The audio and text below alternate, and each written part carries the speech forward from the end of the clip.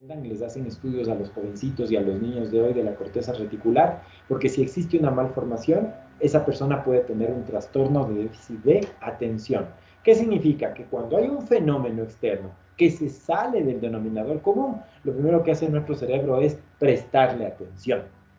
Ahora, el momento que le prestas atención, también se activa normalmente la amígdala y la glándula pituitaria. ¿Para qué se activan estas zonas? Porque son las antenitas de vinil que detectan la presencia del enemigo. Es decir, hay algo ahí que se activó y dices, epa, hay un fenómeno afuera que generó un contraste. ¿Qué significa? Las cosas iban así y esto es un pico. Ok. Y entonces el cerebro, lo primero que percibe a partir de eso es un impulso. ¿Y sabes lo que hace tu glándula pituitaria? Segrega una molécula que se llama CFR1. Esa molécula se dispara a través de tu espina dorsal del sistema nervioso autónomo, pasa a través de todo el sistema nervioso y llega a tus riñones y da una señal a los riñones de que deben hacer algo. Y muchas veces me preguntan y me dicen, Daniel, ¿y qué tienen que ver los riñones en todo esto? Correcto. Quiere decir que nosotros tenemos 6 cerebros, no tenemos uno. Esto ya lo descubrió la neurociencia a partir de los estudios de neurocardiología. Para que un órgano sea denominado cerebro, debe tener neuronas, conexiones sinápticas y funcionamientos, digamos que atados al cerebro encefálico. Es decir, tienes un cerebro encefálico y 5 cerebros corporales. Pero la educación, una vez más, nos ha enseñado que es que no piensas significa esto, pero hay veces que hay gente que sí está pensando. Si tan solo escucháramos cómo funcionan los otros cerebros, créanme que tuviéramos mejor respuestas para las cosas. Por eso ustedes ven que los grandes maestros orientales lo que más hacen son procesos de meditación. ¿Para qué? Para conectarse con el resto del cuerpo. Hoy les voy a hablar de 2 de estos cerebros para que vean la implicación que estos tienen. Voy a comenzar por explicarles cómo funcionan los pulmones. Tus pulmones son los órganos de las emociones.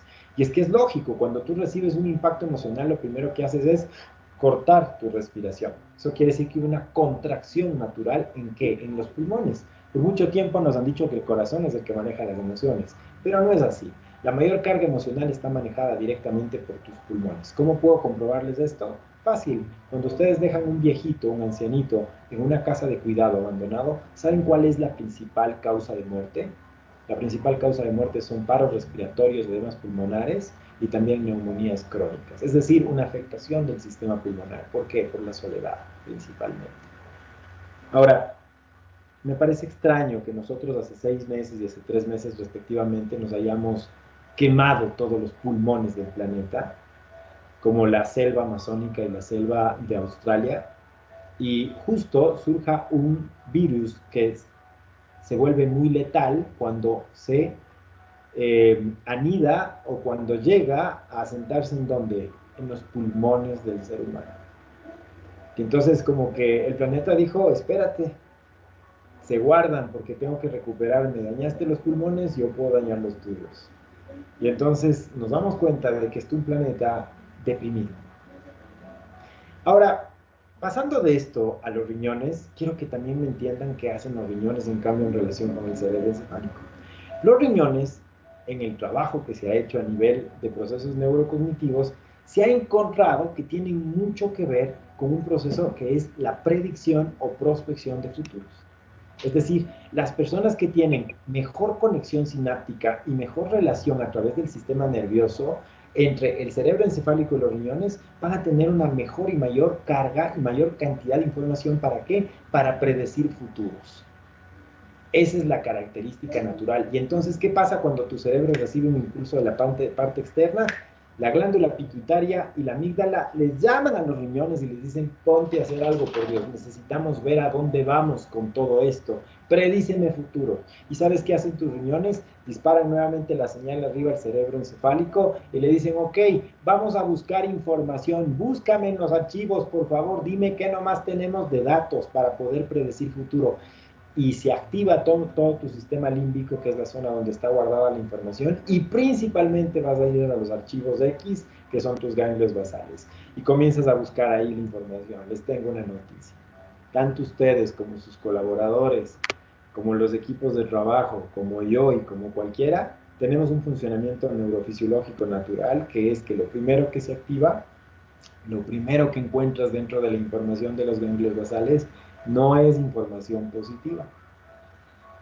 ¿Y eso qué quiere decir, Daniel? Quiere decir que cuando tú tienes la necesidad de prospectar futuro, lo primero que va a aparecer en las carpetas de los archivos de tus ganglios basales es información fea, porque tienes que tratar de predecir acontecimientos feos para no vivirlos. Mucha gente me dice, al cerebro le interesa mucho la felicidad y vivir en la verdad. No, al cerebro principal y primitivamente le interesa no sufrir y no morir. Por eso muchas veces nosotros preferimos no saber la verdad con tal de no sufrir. Y es que estás viendo en tu empresa que algo está pasando, un cliente está haciendo alguna cosa y uno que dice, no, no, prefiero no entrar en ese tema porque sé que hay algo raro ahí y eso puede ser complicado. Mejor déjale nomás, deja nomás que pase. Yo prefiero no investigar. Y eso quiere decir que el cerebro tiene una propensión natural ¿a qué? A guardar información negativa. ¿Por qué? Porque tiene que predecir las cosas a partir de no morir y no sufrir. Voy a hacer un ejercicio en este momento para que ustedes se den cuenta de que así es. Las personas que obviamente nos están viendo y que hayan estado en Ecuador, voy a mencionarles, voy a ir en este momento a tu hipocampo cerebral de forma abierta. No voy a entrar en tus archivos secretos, en tus archivos X, en esos que están guardados con impresión a color, sino en todo el archivo. Vamos a ver entonces cómo funciona. Miren, ¿dónde estuvieron ustedes el 5 de mayo del año 2017? ¿Y qué estaban haciendo? No hace falta que me contesten, que abran micros, ahí ustedes contéstense ustedes solos. A ver, ¿dónde estaba el 5 de mayo? ¿De qué año, Daniel? Del 2017. Ah, ok. Por ahí, si es que alguno de ustedes tuvo algún evento, quizás se acuerda, pero no nítidamente qué estaba haciendo. Sabe dónde estaba, probablemente, pero muchos de ustedes podrían decirme, ¿sabes qué, Daniel? Espérate, ya te doy la información, como dicen a veces en algunas dependencias, ¿no? ¿Sabes qué? Dame una semana, yo te busco el dato y ya te confirmo.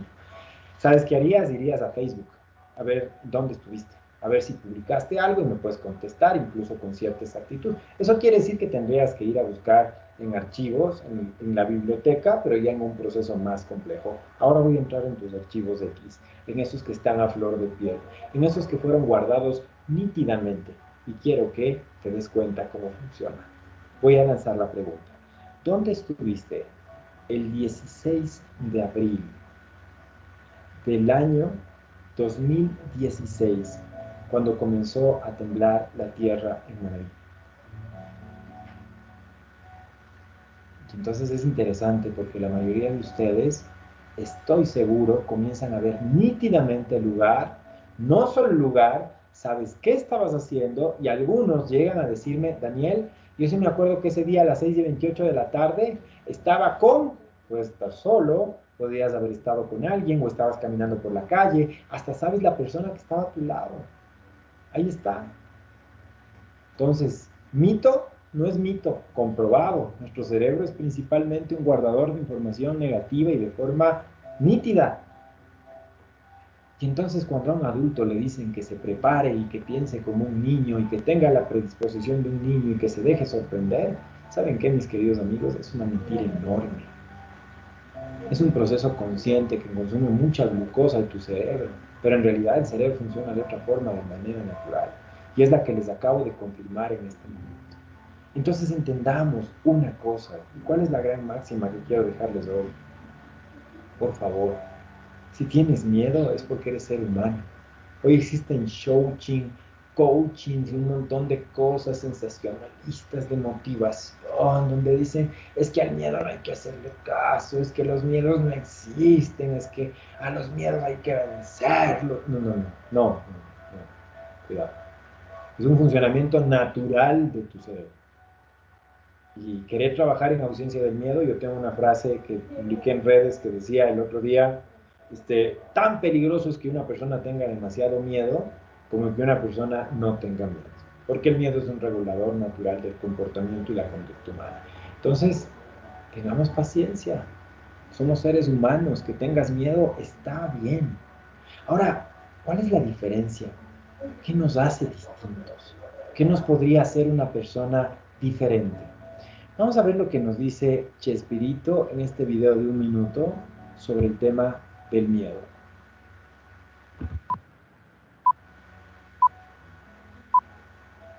¿Qué piensa de los héroes como Superman, He-Man? No son héroes, ¿no? Héroe el Chapulín Colorado, y esto es serio. Sí, sí. El heroísmo no consiste en carecer de miedo, sino en superarlo. Aquellos no tienen miedo. Batman, Superman son todopoderosos, no pueden tener miedo. Claro. El Chapulín Colorado se muere de miedo, es torpe, débil, tonto, etcétera, y consciente de esas deficiencias se enfrenta al problema. Ese es un héroe y pierde. Otra característica de los héroes pierden muchas veces, después sus ideas triunfan, pero mientras tanto el héroe, ¿cuántos fusilados conocemos? Es filosófico eso. ¿Qué nos dice entonces Chespirito? Nos dice que el tema no es no tener miedo, el tema es saber que tenemos miedo y hacerlo incluso con miedo. Ahí yo tengo que agregarle algo a Chespirito, y es que para poder superar el miedo, la primera cosa es que tengo que entender cómo funciona el miedo. Y entonces he construido este primer módulo en 4 partes. La primera es, bueno, 5. La primera ya les di, que es el tema de entender cómo funciona en el cerebro. Pero de ahí vienen 4 partes. La primera es saber de dónde viene. La segunda es saber en qué consiste. La siguiente es saber cómo se manifiesta.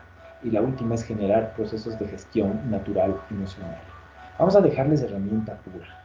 Esto es un entrenamiento cerebral. Esto es un proceso de mentoring cerebral. Muy distinto a algunos procesos de coaching. Porque en realidad hay que vincular a nuestro cerebro cuando queremos hacer alguna cosa. Porque hay gente que me dice que querer es poder. Y eso es una gran mentira. Porque si eso fuese cierto, cuando tenías 15 años y querías manejar el auto de tu padre, él te hubiera extendido la llave y te hubiera dicho, toma, manéjalo. ¿Y qué le ibas a decir? Sí, papá, sí quiero, pero no puedo, porque no aprendí. Entonces hay que vincular. Quiero que me entiendan que la era del futuro, hoy por hoy, necesita involucrar al cerebro cada vez más. Y no solamente como una novedad ni como una novelería. Ya tenemos herramientas.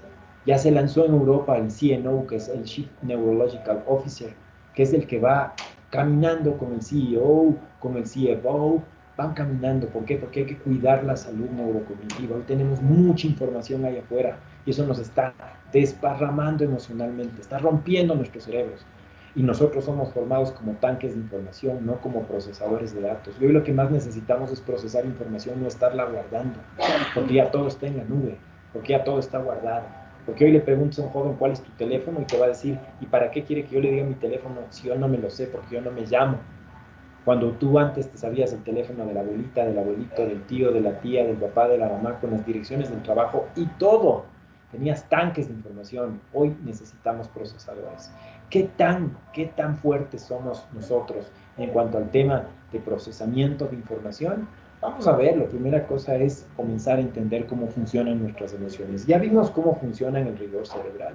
Ahora vamos a ir configurando. Primera pregunta a responder. ¿De dónde viene tu miedo? ¿Cuál es el generador principal de tu miedo? Y entonces voy a referirme a una primera palabra. La primera palabra que voy a referirme en este momento es la palabra incertidumbre. Entonces, muchas personas van a decir, ¿sabes lo que significa incertidumbre? Claro, Daniel, yo sé lo que significa incertidumbre. Eso es cuando no sabes, cuando no significa eso, les cuento. Y estas ya son herramientas, por favor. Ustedes tienen padres, ustedes tienen hermanos, ustedes tienen hijos. Trabajen bien sobre la incertidumbre, pero para eso hay que entender el término. Primera cosa, ¿la incertidumbre es una emoción, Daniel? No, no es una emoción. La incertidumbre es un estado de conocimiento, significa un modelo cognitivo. Si sabes o no sabes algo y cómo eso lo estás relacionando con tu realidad, eso en realidad es un proceso de cognición, no una emoción. Entonces entendamos que la palabra incertidumbre, ¿en qué consiste? A lo largo de mis charlas muchas veces yo he encontrado que cuando les digo términos a las personas y les digo qué significan, no me saben contestar. O si me contestan en base a percepción personal. Por ejemplo, una de las palabras es la palabra valentía. Siempre les digo, oye, ¿qué significa ser valiente? ¿Qué significa ser valiente? Y entonces, ¿saben qué me dice la persona? Pues tener fuerza para hacer las cosas aunque tengas miedo. No, eso no significa ser valiente. ¿Y qué significaría ser valiente? Miren, para que ustedes se den cuenta de que ser valiente, tomo aquí un mouse. ¿Cómo podría ser para que este mouse sea o esté caliente? Para que esté caliente, ¿qué debería tener? Calor. Ahora, ¿qué debería tener una persona para ser valiente? Valor. Caliente, calor, valiente, valor, ¿verdad? Ah, por eso te decía, Daniel, es el valor, o sea, la fuerza para hacer las cosas. No, nuevamente no. Porque la palabra valor no significa tener la fuerza para hacer las cosas. La fuerza para hacer las cosas es el resultado de tu valor. ¿Y qué significa valor? Saber lo que vales y lo que tienes para aportar a los demás. Cuando tú sabes cuáles son tus talentos, cuando tú sabes cuáles son tus destrezas cerebrales y tus oportunidades de mejora, entonces eres valiente porque tienes valor, porque sabes lo que vales y lo que puedes entregar a la gente. Lastimosamente, y por mi experiencia, les digo, más del 90% de las personas todavía no saben ni para qué nacieron. Y eso es muy grave, porque en esta sociedad de humano a humano necesitamos primero ser humano, más seres humanos, menos formas humanas. ¿Qué significa ser? Lo que eres. Pero si no sabes lo que eres, cuando le pregunto a la persona, ¿quién eres? Me contesta el nombre. ¿Por qué nos contestan el nombre? Porque eso nos... así me llaman, ok, sí, pero ¿tú escogiste tu nombre? No. ¿Te gusta llamarte así? Dicen los estudios que al 80% de la población en el mundo no le gusta uno de los dos nombres y solo de ese 80% el 2% ha tenido la decencia de irse a cambiar el nombre. Entonces, imagínense, ¿cuáles son tus talentos? ¿Cuáles son tus fortalezas? ¿Cuáles son tus destrezas? No lo sé, entonces es difícil ser valiente. Esta palabra valiente me permite darle rigor a la explicación de la palabra incertidumbre. ¿Por qué? Porque estoy seguro que quizás algunos de ustedes tienen indicios de lo que significa, pero no completamente. Y si no sabemos lo que significa, difícilmente la vamos a poder administrar. ¿Qué significa la palabra incertidumbre? Miren, quiero que vean la imagen que está ahí al frente. Tú estás queriendo cruzar ese puente, porque siempre vas por ahí hacia tu casa, cruzas a esta hora, pero hoy está nublado. Sin embargo, como has cruzado varias veces y a través del puente has llegado a tu casa, no hay problema. Sin embargo, se presenta un fenómeno extraño. El fenómeno es que en este momento, al frente, aparece una silueta de un hombre que al parecer te está mirando.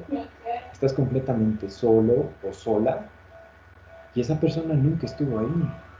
Está en el camino exacto y el único que te lleva a tu casa y comienza a acercarse levemente hacia ti. Incertidumbre.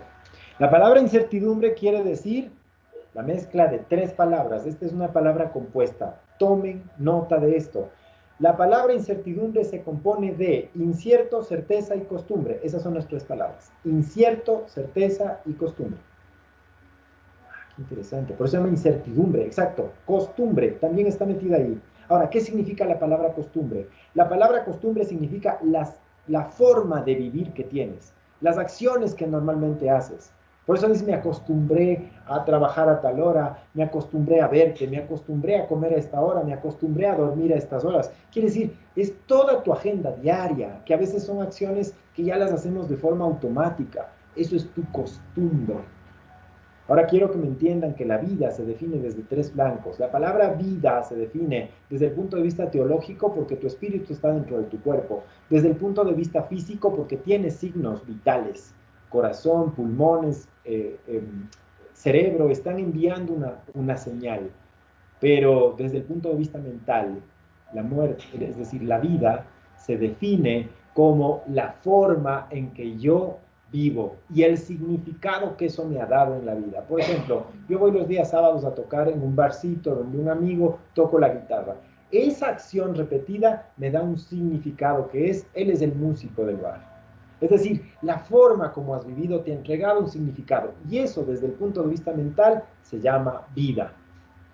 Por eso es que es interesante ver cómo a una persona cuando yo quiero pedirle alguna cosa y se sale de su rubro normal, me queda viendo y me dice, oye, es mi vida.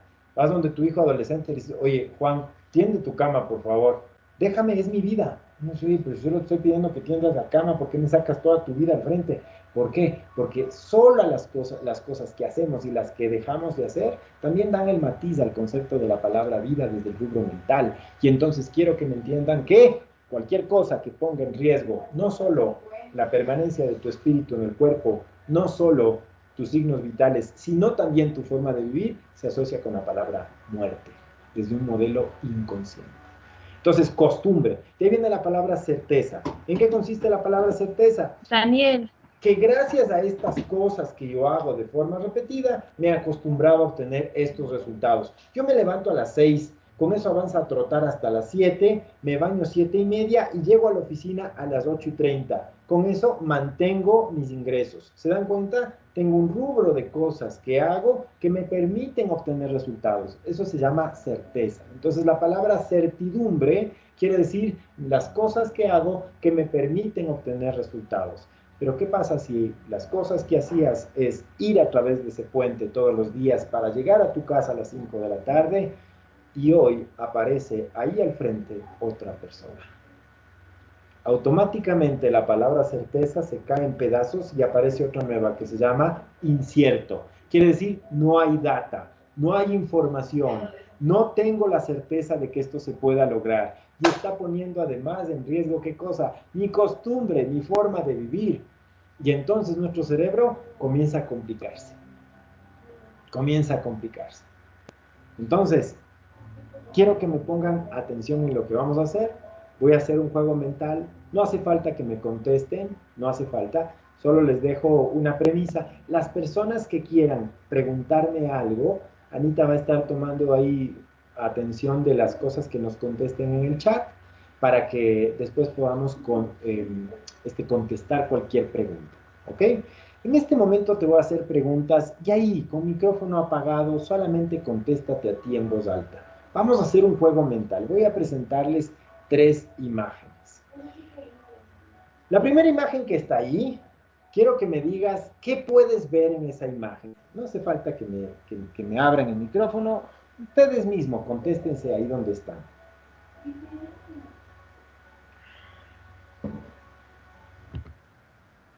Y entonces comienzas a ver algunas cosas que aparecen frente a ti. Quizás algunas de ellas bastante familiares. Ya. Vamos a ir a la segunda imagen en este momento.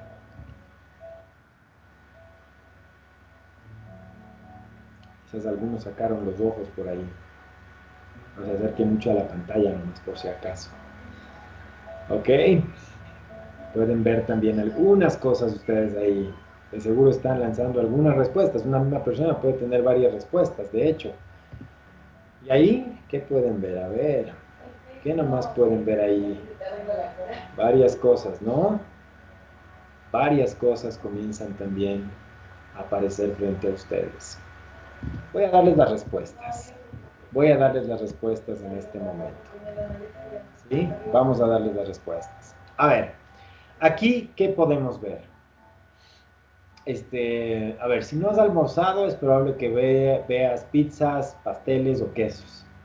Si es que eras como yo de los que pasaba clavado en los videojuegos, quizás veas Pac-Man. Y quizás algunos me saben decir aquí, yo veo un triángulo, Daniel. ¿Saben qué está ahí? Nada.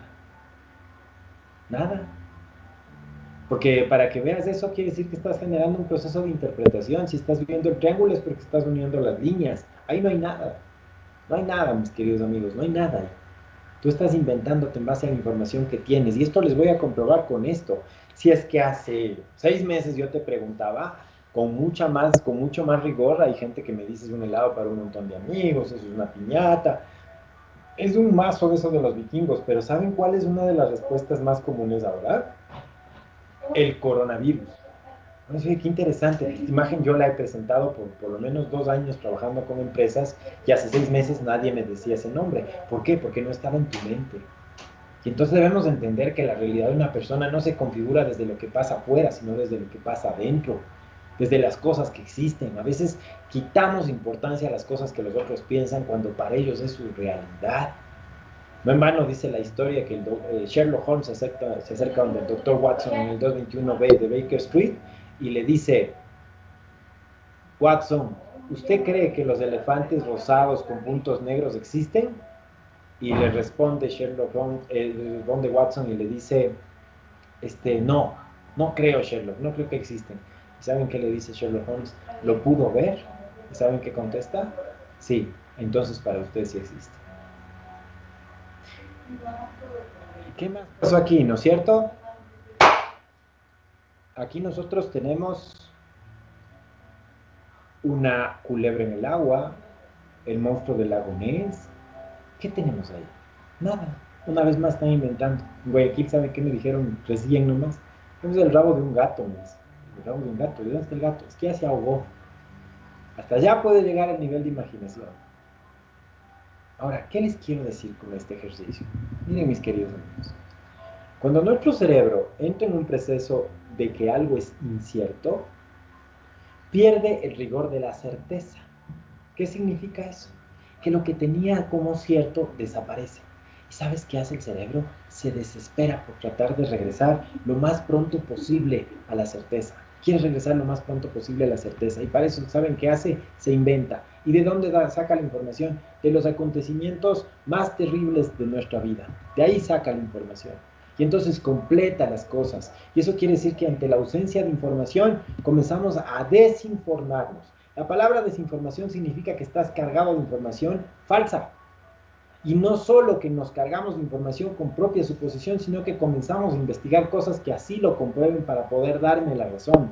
Y quiero que entiendan que lo más grave en este momento no es la pandemia, es la infodemia. Justamente ¿por qué? Por la ausencia de información que existe sobre el virus que nos ha llevado a vivir, ¿qué cosa? Una cantidad de datos falsos que ha construido en nuestro proceso, ¿qué cosa? Desinformación.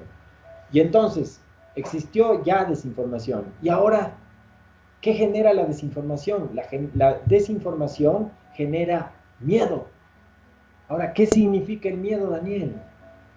Muchas veces ustedes deben haber mencionado esta palabra. ¿Saben qué significa el miedo? El miedo significa algo muy sencillo. ¿Cómo funciona el miedo? Para que aparezca en tu cerebro, algo allá afuera cambió. Es decir, dentro del matiz de las cosas, dentro de la vida normal, del status quo donde vivías, algo cambió. Lo primero que hace el cerebro es encontrar si eso que cambió se vuelve peligroso. Si es peligroso, el cerebro primero le pone el matiz de amenaza. Si es que es amenazante, Daniel, ahí apareció el miedo. No, todavía no aparece tu miedo. Pero si hay una amenaza allá afuera, Daniel, no, todavía no apareció el miedo. ¿Sabes qué tiene que pasar para que aparezca el miedo? Que tu cerebro vea esa amenaza y la compare con tus competencias, con tus habilidades para poder responder ante eso. Ahí aparece el miedo. Es decir, cuando esa amenaza es más grande que tú, aparece el miedo. Por eso la gente que tiene miedo se hace más chiquitos. ¿Se han visto? Como la chica de la caja. Se hacen más pequeñitos. Y entonces ahí aparece el miedo. Cuando la relación entre la amenaza y tú genera una desproporción en el sentido de que la amenaza es más grande. Y peor si hay desinformación, cada vez que metes datos más complejos, se sigue haciendo más grande el monstruo y tú cada vez más chiquito en relación con ese monstruo. Eso es el miedo. Y entonces nosotros debemos entender que para gestionar el miedo hay dos cosas que funcionan. La una es la amenaza externa y la otra es como yo la estoy concibiendo. Por eso cuando un niño viene a tu cama y te dice, ¿sabes qué? No puedo dormir porque escuché un ruido y tengo miedo. A veces nosotros como papás, como ya hemos vivido más, relacionamos el ruido del closet con nuestras capacidades para responder. ¿Y qué le dices a tu hijo? Ay, pero si eso no es nada. Claro, no es nada para ti. Porque en la relación para ti eso es menos, pero para tu hijo es más. Entonces tenemos que trabajar sobre la amenaza y tenemos que trabajar sobre las competencias. Porque Seguros del Pichincha les está entregando hoy esto para mejorar tus competencias. Eso va a lograr que el miedo, aunque esté ahí, logremos nosotros verlo más pequeño o más manejable. Ahora, es interesante porque cuando en cambio la amenaza es menor que tú eres más que la amenaza, que también es de otra relación, te enojas. Ese es el resultado. Por eso es que nosotros vemos en una empresa cuando sucede algo que el jefe se enoja y el colaborador tiene miedo. ¿Quién es más grande frente a la amenaza? El jefe. Ahora, les cuento que el miedo no siempre se manifiesta igual. ¿En serio, Daniel? No, no siempre es igual. Tenemos tres manifestaciones totalmente distintas del miedo. La primera manifestación del miedo se llama ansiedad.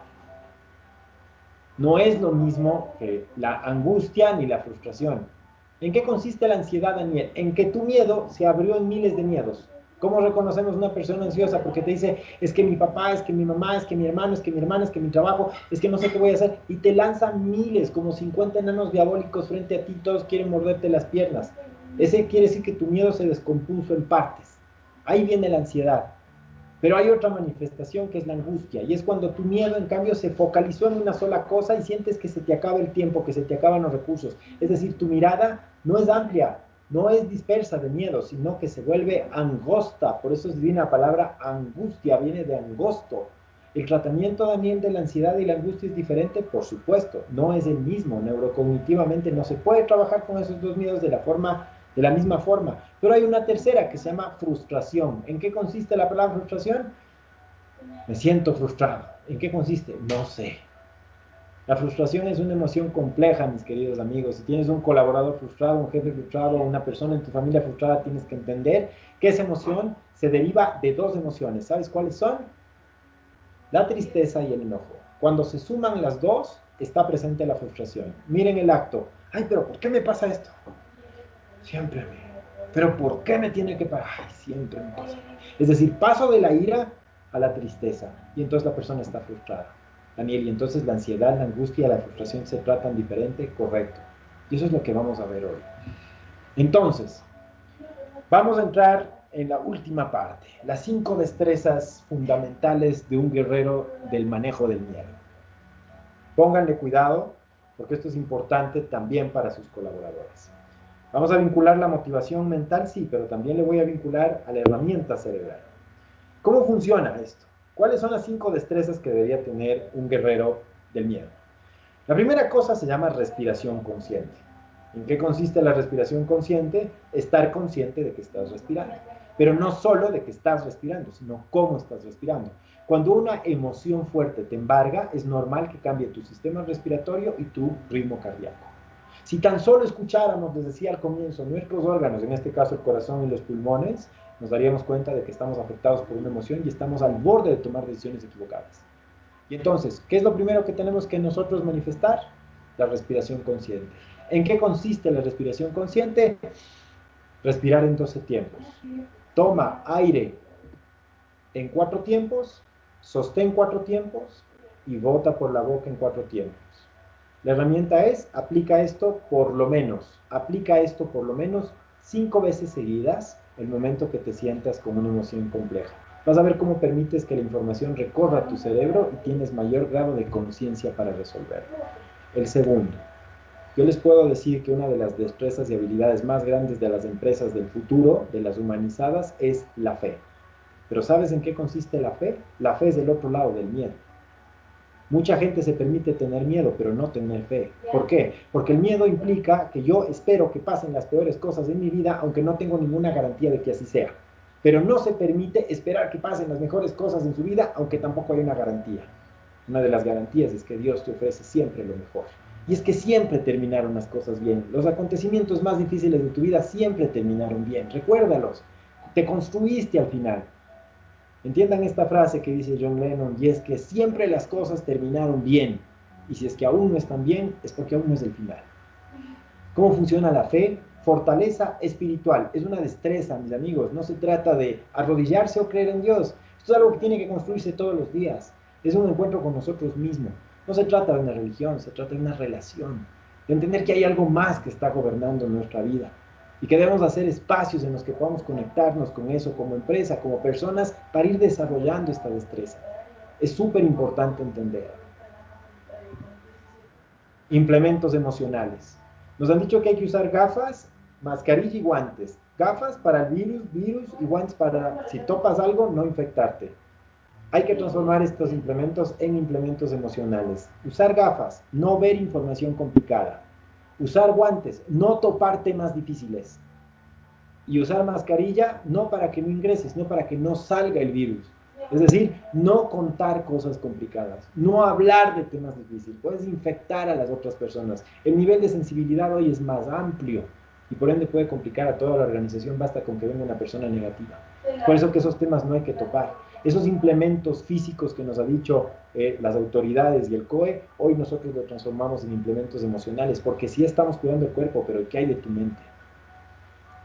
Papel y lápiz. Tomen en cuenta que es una herramienta poderosa. ¿Cómo trabajar, Daniel, sobre la ansiedad, la angustia y la frustración?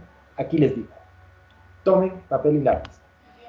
La ansiedad era que yo tengo un miedo disperso en un montón. ¿Sabes qué tienes que hacer? Pedirle a la persona que escriba. ¿Por qué que escriba? Porque mientras las cosas están en el rigor mental, la velocidad que tiene la mente es 1000 veces más de lo que tienes cuando tienes que explicarlo o escribirlo. Es decir, estás yendo en un vehículo a toda velocidad, si estás yendo en una autopista a toda velocidad, te pregunto, ¿Puedes ver los detalles de los lados? No, te pierdes la realidad. Pero ¿qué pasa si obligas a escribir a la mente para que el cerebro sea el que escriba? Bajas la velocidad y comienzas a ver los detalles. Nunca trabajen solamente en el rigor mental, porque la mente pasa por encima de los detalles. Si escribo las cosas cambian. Esto sabían los grandes poetas, por eso es cuando se sentían melancólicos, escribían una poesía o una canción, porque podían transformar esa emoción en un pensamiento escrito. Y es ahí donde se construía la belleza del arte. Entonces comprendamos que nosotros necesitamos trabajar esas tres emociones en papel y lápiz. ¿Cómo se trabaja la ansiedad? La ansiedad era un montón de problemas. Pídele que escriba una lista de los problemas. Supongamos que saca 10 problemas. Perfecto. O tú mismo. Y entonces, ¿qué haces? A esos 10 problemas les vas a hacer 3 preguntas. La primera pregunta, ¿qué de esto yo puedo validar y confirmar? ¿Qué de esto es cierto y es oficial?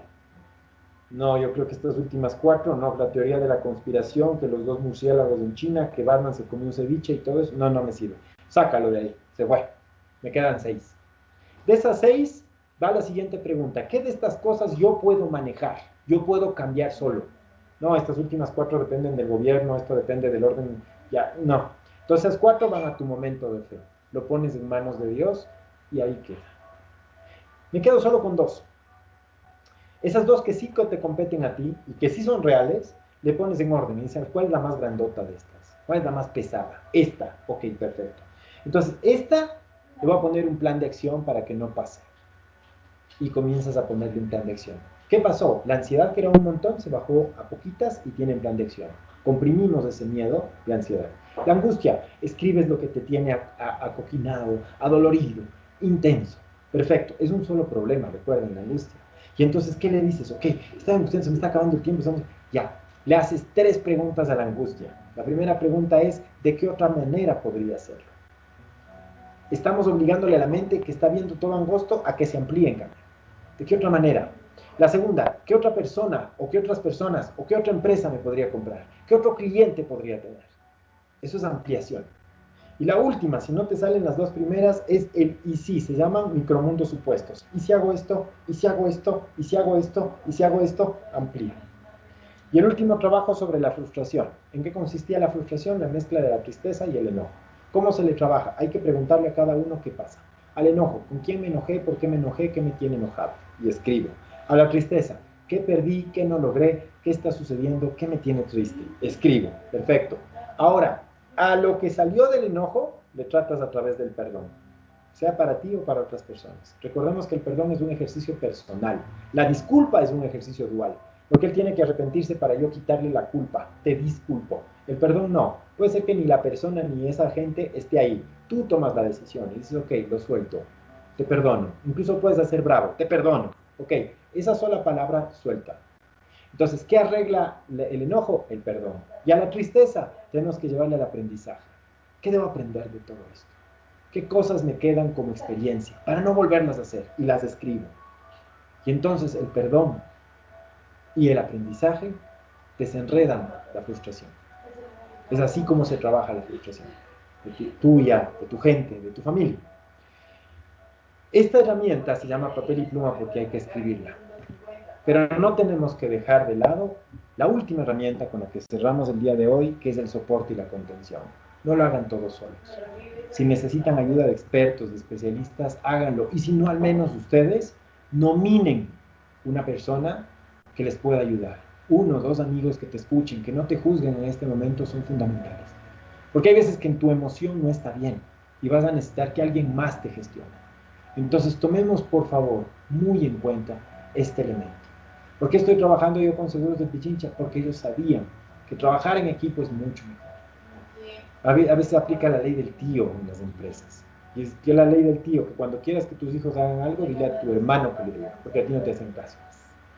Yo 5 veces te he dicho y no lo haces, que me dijo mi tío. Por eso funciona el soporte, por eso funciona la contención. No minen gente. Hoy más que nada necesitamos empresas humanas. ¿Qué significa? Que nos humanicemos los equipos. Que puedas tener contención y soporte de alguien. A veces tu amigo está bien, tú no estás bien, entonces acude a él.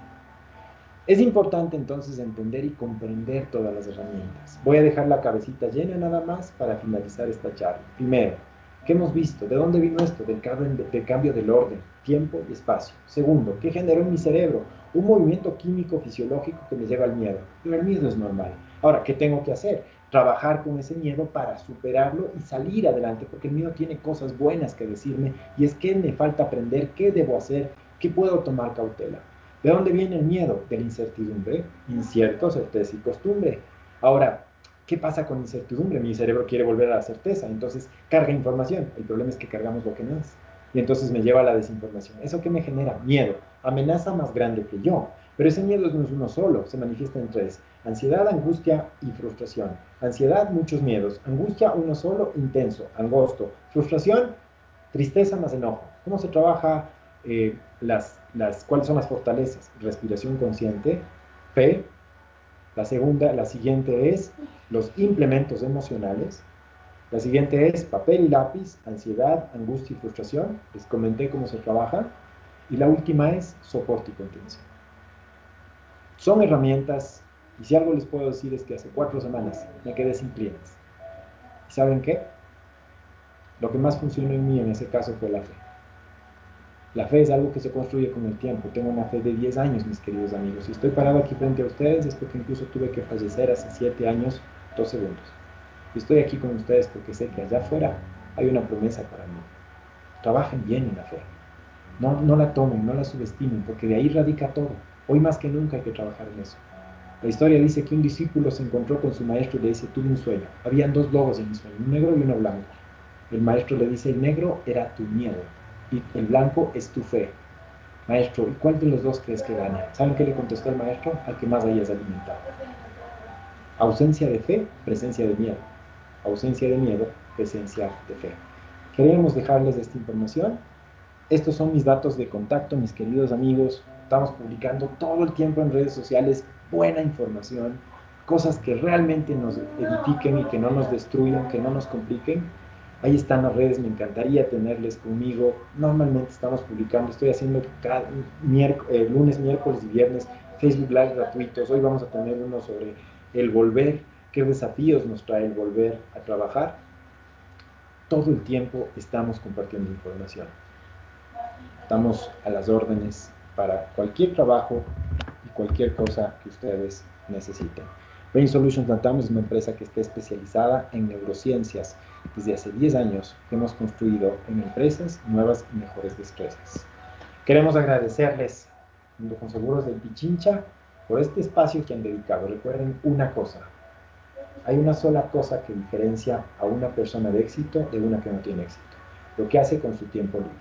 Ustedes se han tomado el tiempo para acompañarnos y hoy quiero agradecerles. Nos quedan 4 módulos más, vamos a seguirles entrenando y dándoles herramientas en neuroventas, en visualización de futuros, en algunas cosas que hemos preparado con Anita Belén y que de seguro les va a enriquecer y les va a robustecer y edificar en este proceso en el que estamos viviendo y en el que necesitamos construir un mejor país. Muchísimas gracias, mis queridos amigos. Voy a pasar a ver si es que existen preguntitas. Muchas gracias, Daniel. En el caso de que deseen hacer alguna pregunta, por favor la puedan hacer mediante el chat y yo lo leeré para que Daniel pueda responderles.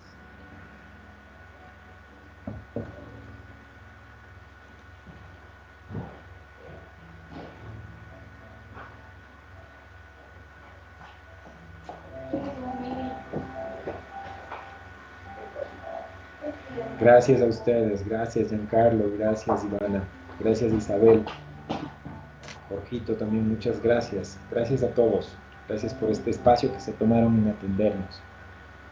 Daniel, creo que no tenemos preguntas, entonces muchísimas gracias y nos vemos el día lunes a las 3 igual de la tarde con el segundo módulo. Muchísimas gracias a todos.